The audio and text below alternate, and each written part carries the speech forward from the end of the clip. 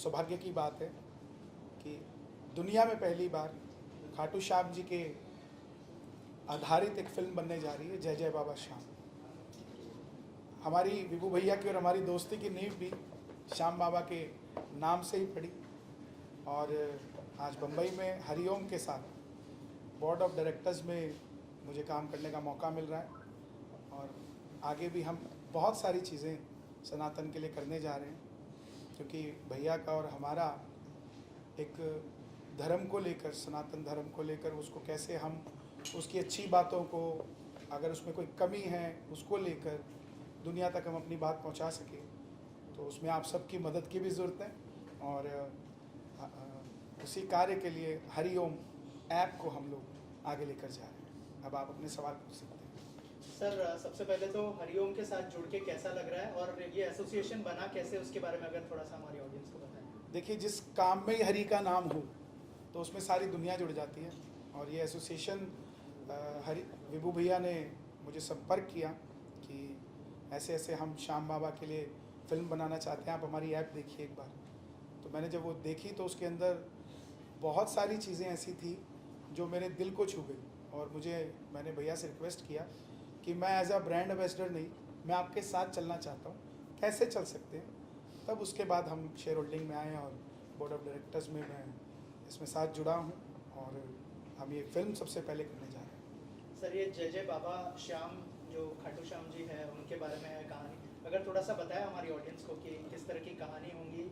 और ऑलरेडी लोग ट्रेलर देख चुके हैं और पसंद तो आया है सबको, मुझे भी पसंद आया, कुछ कहना चाहेंगे? देखिए, हमारे देवी देवताओं को लेकर दादी नानी की कहानियाँ भी रही हैं और शास्त्रों की भी कहानियाँ रही हैं। बहुत सारी चीज़ें ऐसी होती हैं, अब जिस तरह हम गणपति विसर्जन करते हैं उसको लेकर 3 कहानियाँ आ जाती हैं कि 1800 ईस्वी में सनातनियों को जगाने के लिए गणेश विसर्जन का कार्य किया गया। कभी महाभारत को लेकर कहानी आती है, अगर शास्त्रों में जाते हैं कि वेद व्यास जी के कहने पर जब वो लिखने लगे गणेश जी तो उनका शरीर गर्म हो गया, तो उन पर उपटन की मिट्टी लगाकर उनको स्नान कराया गया। तो इस तरीके की कई कहानियाँ हो जाती हैं एक ही लक्ष्य के पीछे। उसी के चलते खाटू श्याम जी को भी लेकर बहुत सारी कहानियाँ अलग अलग तरीके से दुनिया जानती है, लेकिन एक शास्त्रधारी जहाँ जहाँ बर्बरीक का नाम है, जहाँ जहाँ खाटू श्याम जी का नाम है, आने वाली पीढ़ी भ्रमित ना हो और कोई भी उन्हें भ्रमित ना कर सके, तो उसको आधार बनाकर हम इस फिल्म को बनाने जा रहे हैं, जो कि लगभग 2.5 घंटे की फिल्म आपको ऑल ओवर वर्ल्ड दुनिया में देखने को मिलेगी। और बहुत अच्छा कार्य चल रहा है, पूरी टीम ने हरिओम की, हमारी अंगीरा जी जिन्होंने इसको, वो भी इसमें बहुत मेहनत कर रही हैं, हम सब मिलकर इस कार्य को आगे ले जा रहे हैं। सर, इसके अलावा खाटू श्याम जी की जो कहानी है बहुत ही कम लोग जानते हैं और जो अभी यंगस्टर्स हैं उनको ये कहानी बताना कितना इम्पोर्टेंट है, ताकि हमारा जो इतिहास है, हमारे जो धर्म है, उनके बारे में लोगों को पता चले, अगर उस बारे में कुछ शेयर करें। देखिए, सोना जिस प्रकार पहनने के काम आता है, बहुत सारी फूड आइटम्स में भी कहते हैं कि गोल्ड डला हुआ है उसको खाइए, ऐसे ही आयरन भी फूड से मिल जाता है और लोहा देखने को भी बनता है। ऐसे ही श्याम बाबा का जो नाम है, आने वाली पीढ़ी उस चीज़ को समझ सके, सिर्फ देवता के बारे में ना जान सके, ये भी जान सके कि वो देवता कर क्या सकता है।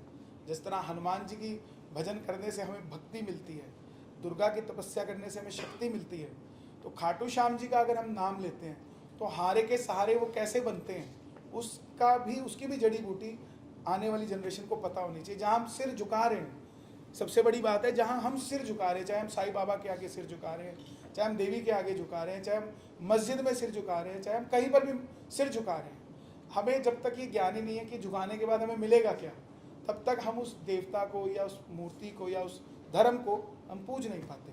तो उसी के चलते हरिओम ऐप के अंदर हम सारे देवी देवताओं के बारे में ये जानकारी पिक्चर्स के ज़रिए, छोटी छोटी फिल्म्स के ज़रिए, भजन के ज़रिए पूरा दुनिया तक हम पहुंचाने की तैयारी। सर, बाबा खाटू श्याम जी के बारे में, सर, खाटू श्याम जी की स्टोरी जो है आपने क्यों चूज की, मतलब कि अपनी पहली फिल्म? मैं 7 साल की उम्र से भजन गा रहा हूँ खाटू श्याम जी की, लगभग 28 साल मुझे भजन गाते हो गए, और मैं उस पल से भजन गा रहा हूँ जब एक शहर के अंदर सिर्फ 4 लोग उन्हें जानते थे, आज उस शहर के अंदर 4 लाख लोग उन्हें जानते हैं। फिर भी उनकी कहानी जो है, एक ऐसे योद्धा हैं वो जिनकी कहानी आपको महाभारत में ज़्यादा देर की नहीं मिलेगी, ज़्यादा लोगों के ज़रिए नहीं मिलेगी।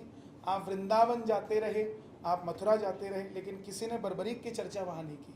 आज आप वृंदावन भी जाओगे, मथुरा भी जाओगे, तो वहाँ अगर चाय वाले के पास भी बैठे हो तो वो खाटू श्याम जी का भजन सुन रहा है। तो ऐसी ही ये चीज़, ये धाम, ये दरबार दुनिया तक पहुँचे, ये मेरा बचपन से लक्ष्य था। और ये एक सिर्फ ज़रिया बना है, आगे हरिओम के साथ हम मिलकर बहुत सारे ऐसे देवी देवता दुनिया तक हम पहुँचाने वाले हैं। विभू जी और कन्हैया, आप दोनों से सवाल है, एआई ही आपने क्यों चुना? क्यों नहीं किसी एक्टर को आपने लिया? कुछ खास रीजन एआई के लिए? उसके पीछे ये रीज़न है कि हम नहीं चाहते कि किसी एक्टर को हम बर्बरीक बनाएं और दुनिया की नज़र में वो पूजनीय हो जाए, वो कहीं जाए और लोग उसकी आरती उतारने लग जाएं और वो बैकएंड पे अपनी ज़िंदगी कैसे जी रहा है। तो हम दुनिया को एक ऐसा चेहरा देना चाहते हैं जिसको अगर वो घर में भी उसकी तस्वीर लगाए तो वो दुनिया में कहीं ना हो। इसलिए हमने एआई को चुना है। हमने इस पर भी राय की थी कि किसी एक्टर का हम एआई बना लें, लेकिन फिर मैंने विचार रखा कि हम किसी का भी रखेंगे चेहरा तो भगवान तो अजन्मा है, उनका रूप जो है वो हमने कभी किसी ने नहीं देखा, तो ऐसा ही एआई का रूप आना चाहिए। क्योंकि मुझे लगता है कि फिल्म जो है बहुत आगे तक जाने वाली है और आज तक ऐसी फिल्म श्याम बाबा पे बनी नहीं है। तो इसीलिए हमने किसी एक्टर को या कोई ऐसी चीज़ नहीं चुनी जिससे कि आने वाली जो ये हमारी जनरेशन है वो उसके पूजने लग जाए। तो इसीलिए हमने एआई वर्जन इसका तैयार किया। विभू जी, आप कुछ कहेंगे? बिकॉज थोड़ा बाद में रॉयल्टी वगैरह के भी बहुत सारे बिजनेस में एंगल्स आ जाते हैं, फिल्म हिट हो जाती है। So as a producer, as an नहीं, आपका पूछना टेक्निकली आप जो पूछना चाह रही हो मैं बताना चाहूँगा कि इसके अंदर एज सच कोई प्रॉब्लम इसलिए नहीं होती है क्योंकि अभी क्या है कि बहुत से लोगों के मन में एक भ्रम है कि एआई जो है थोड़ा ग्रे एरिया में है। तो ऐसा नहीं होता। इसके बहुत से टूल्स जो हैं वो आज की तारीख में ऑथराइज्ड हैं और पेड है। ऑफ कोर्स जब हम इतने बड़े ग्रैंडर में कोई चीज़ ला रहे हैं तो जो टूल्स या जो भी उसका टेक्निकल टूल्स यूज़ होते हैं उसको बनाने के लिए, तो उसमें कोई इन्फ्रिंजमेंट ना आए, इसको हम लोगों ने बहुत ध्यान से रखते हुए टूल्स को बाय किया है। उसकी लाइसेंस फ़ी पे करिए, उसके बाद यूज़ करते हैं। जैसे टेली पायरेटेड भी चलता है, एडोब पायरेटेड भी चलता है, बट ऐसा नहीं है। बहुत से लोग, हम ही लोग जो है यूज़ करते हैं लाइसेंस लेकर के, क्योंकि कर नहीं सकते और करना भी नहीं चाहिए।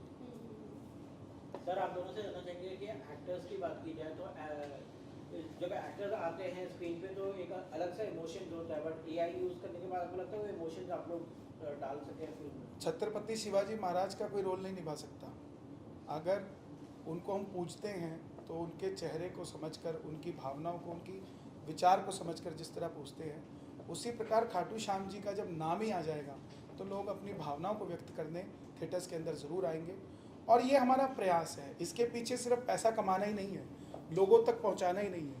इसके पीछे एक बहुत बड़ी सोच है। मैं अभी चाइना कार्यक्रम करके आया। चाइना के अंदर आप मंदिर नहीं बना सकते सनातन का, तो प्रचार कैसे होगा? आप मंदिर नहीं बना सकते लेकिन थिएटर में फिल्म तो लगा सकते हो। रशिया में आप मंदिर नहीं बना सकते लेकिन फिल्म तो बना सकते हो। वहाँ के जो सनातनी हैं, जो वहाँ के लोग सुनना चाहते हैं या जो भी श्याम बाबा से जुड़े हैं, वो किस तरह अपने बच्चों को भगवान से जोड़ सकें, इसलिए हमने इस चीज़ को बनाया। सर, ऐसा कहा जाता है कि खाटू श्याम जी के दरबार में अगर कोई जाता है तो जो हार गया होता है वो जाता है और मतलब उनको एक इंस्पिरेशन मिलता है उनसे। अगर इस बारे में कुछ शेयर करें आप। देखिए, हम जब भोलेनाथ के मंदिर पे जाते हैं तो बाहर ओम नमः शिवाय लिखा होता है। हनुमान जी के जाते हैं तो जय श्री राम लिखा होता है। दुनिया में सिर्फ एकमात्र दरवाज़ा ऐसा है जिसके आगे लिखा है हारे का सहारा बाबा श्याम हमारा, जिसमें अपनापन अपने आप महसूस हो जाता है। वहाँ मांगने की ज़रूरत नहीं पड़ रही है। वो दरबार अपने आप कह रहा है कि तुम अगर हारे हो तो मेरे पास आ जाओ, मैं तुम्हारा काम कर दूंगा। और ये सिर्फ मेरा ही कहना नहीं है। जिस दरबार में सन 2000 में कुछ हज़ार लोग बम्बई से सिर्फ जाते थे, आज लाखों लोग उस दरबार में जा रहे हैं। तो प्रत्यक्ष को प्रमाण की ज़रूरत नहीं होती। किसी को कोई चीज़ स्वाद लगती है ना एक दुकान की, तो बार बार उस दुकान पे जाकर उस चीज़ को खाता है। किसी को कहने की ज़रूरत नहीं होती कि वो अच्छा है कि बुरा है। ऐसे ही जिस दरबार में लोगों को कुछ मिल रहा है तो उसी को लेकर हम लोग ये फिल्म बना रहे हैं कि लोग और जागृत हों लोगों की। क्योंकि सबसे बड़ी बात है सत्य के साथ जोड़ना। कोई जो हमारा जनरेशन आने वाले लोग हैं या आज के लोग हैं, वो चमत्कार से एक तरफ आकर उसको स्वीकार करें जो सत्य है, जो कहता है कि मुझे पूजो, उसके बाद देखो क्या होता है। विभू सर, आपके एसोसिएशन के बारे में अगर कुछ बताया आप। विभू सर, आपके एसोसिएशन के बारे में अगर कुछ शेयर करें कन्हैया सर के साथ। कन्हैया सर से मुलाकात जो है वो बहुत मुश्किल थी तो कई बार चर्चा चली मिलना है और मुलाकात दुबई में जाके हुई। तो सब भैया का कुछ प्रोग्राम भी था वहाँ पर, तो आए थे और हमने उनको फ़ोन पे डिस्कशन किया। उस बीच में उन्होंने हमारे ऐप को देखा। ऐप अगर आप लोग भी देखिए तो बहुत ही अलग तरीके का, वर्ल्ड का पहला ये एप्लीकेशन है जो अभी तक कहीं बना ही नहीं है। केवल फोकस्ड ऐप है जिसके अंदर हम लोग डिवोशनल स्पिरिचुअल कंटेंट को ही हम लोगों ने सिर्फ फोकस करके डाला हुआ है और इसके अंदर पौराणिक कथाओं को हम लोग कहने चाहते हैं। तो जब इन्होंने देखा तो इन्होंने कहा भैया आपने जो चीज़ें बनाई हैं ना, ये काफ़ी चीज़ें आप इसको नहीं बना पा रहे। और जब ये बैठे हमारे साथ तो मैं इनका भक्त हो गया। मैंने कहा भैया आप प्लीज़ मेरे साथ आ जाओ, क्योंकि उन्होंने कहा मेरे पास समय नहीं है और मैं सिर्फ आपको राय दे दूंगा, आप कभी भी मुझे फ़ोन करो, मेरा नंबर नोट कर लो। बट उन्होंने जब नंबर लिया और बात हुई उसके बाद मैंने कई बार रिक्वेस्ट करी। मैंने कहा भैया आप हमारे साथ जुड़िए, वरना हम ये चला नहीं सकते। हम ड्राइवर सीट पे हमको रास्ता आप ही को दिखाना पड़ेगा, भले कुछ भी हो, लेकिन हम चलाने में हम टेक्निकली आई एम स्ट्रॉन्ग कि हमें स्टोरी कैसे बनानी है। हमारी टीम है, जैसे अंजीरा जी हैं, अविनाश जी हैं, ये पूरी टीम को लेकर के चल सकते हैं, बना सकते हैं, क्रिएटिवली उसका एंगल दे सकते हैं। बट एक विज़न होता है, वो विज़न में इन्होंने कई ऐसी चीज़ें बताई जो हरिओम ऐप पे हम लोग नहीं कर रहे थे।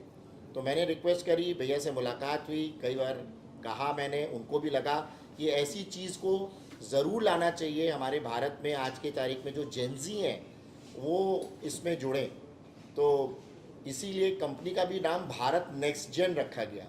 जो नेक्स्ट जनरेशन आ रही है और भारत पे जो हमारा जो संस्कृति है उस पे हम लोग चीज़ों को कहें। ऐसा नहीं है सिर्फ पौराणिक कथाएँ कही जाएँ, उस पर आगे भी कई विजन्स हैं और कई चीज़ें हैं भैया की जो इन्होंने मुझे बताई। बल्कि आज मॉर्निंग में ही हम लोग ब्रेकफास्ट करते करते एक स्टोरी भैया ने बताई जिसको हम लोगों ने शेयर किया और मेरे आँख में आंसू आ गए। इतनी इमोशनल, मतलब जैसे जय संतोषी माँ है तो जय संतोषी माँ में देवी मैया प्रकट होती हैं, संतोषी माँ प्रकट होती हैं, लेकिन जो कष्ट होते हैं लोगों के, जो हम लोग के जीवन में भी, हर एक के जीवन में कष्ट है, चाहे कोई इंसान हो, तो वो कष्ट जो होते हैं वो उसके ऊपर एक हम लोगों ने उसको समझा कि वो दर्द अभी तक किसी का उठाया नहीं गया है।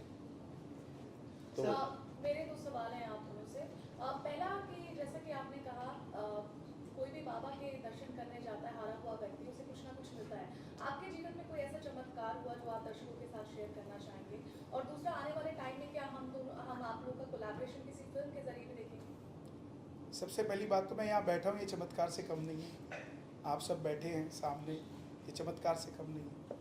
एक छोटा सा बच्चा 7 साल की उम्र में गाना शुरू करता है, ये सोचे बिना कि उसको मिलेगा क्या, और उसके बाद भगवान उसको इतना कुछ दे देता है कि वो फिल्म बनाने के लिए आज आपके सामने बैठा है।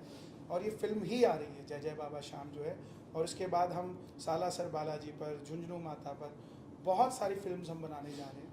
और चमत्कार से बस यही कहूँगा मैं कि आप मेहनत करिए, मेहनत से बड़ा चमत्कार दुनिया में कोई नहीं है। जब वो मेहनत करके बाहर निकलता है तो चमत्कार से ऊपर कुछ नहीं। बजट पर आप कुछ बता सकते हैं कि क्या वो टेक्निकली ये बता पाएंगे? इस पर कोई अभी हम लोग चर्चा ना करें ज़्यादा बेहतर है, लेकिन क्योंकि एआई पे लाइसेंस कंटेंट बन रहा है तो ऑफ कोर्स इसमें म्यूज़िक डबिंग, क्योंकि अभी इसमें आगे भी सोचा जा रहा है कि इसमें डबिंग हम कुछ नोन एक्टर्स से करवाएं जो थिएटर में जब दिखे और तो एक अलग ग्रैंड्योर निकल के आए। तो अभी उसकी कॉस्टिंग वर्किंग चल रही है, बट हम लोग अभी कंटिन्यूसली एक ब्रेकअप, आपका भी ये कहना होगा आपने पिक्चर स्टार्ट कर दी, बट आपका एक लेवल होगा कि इस लेवल तक हम बनाएंगे। तो वो हम लोग अभी एक स्टार्ट कर रहे हैं, क्योंकि आपको भी पता है एआई पे अभी तक कोई फिल्म 100% आई नहीं है जो थिएटर पे आए। तो अभी हम लोग उस पर वर्क कर रहे हैं। बस ये है कि इस पर अभी हम लोग रुकेंगे नहीं, ये हमको करना है और आगे भी करना है, जैसा भैया ने बताया।